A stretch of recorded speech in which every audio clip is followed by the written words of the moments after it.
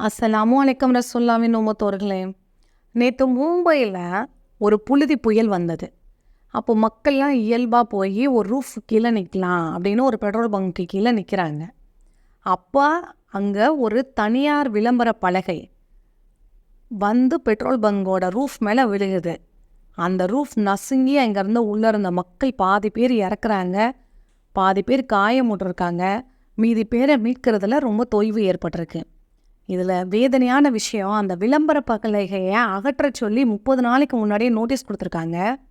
அந்த விளம்பர பலகை வச்ச அந்த தனியார் நிறுவனம் அங்கே பெர்மிஷனே வாங்கல. யாராவது ஒருத்தவங்க நம்ம வேலையை ரூல்ஸ் ஃபாலோ பண்ணியிருந்தா இந்த பிரச்சனை வந்திருக்காது, இத்தனை உயிர்கள் பலி போயிருக்காது. நம்மளே குப்பை தொட்டியில் குப்பை போட மாட்டோம், ரோட்டில் தூக்கி வீசிட்டு போவோம். தயவு செஞ்சு அல்லாஹ்வுக்கு பயந்து இனிமேல் ரூல்ஸ் ஃபாலோ பண்ணுவாங்க.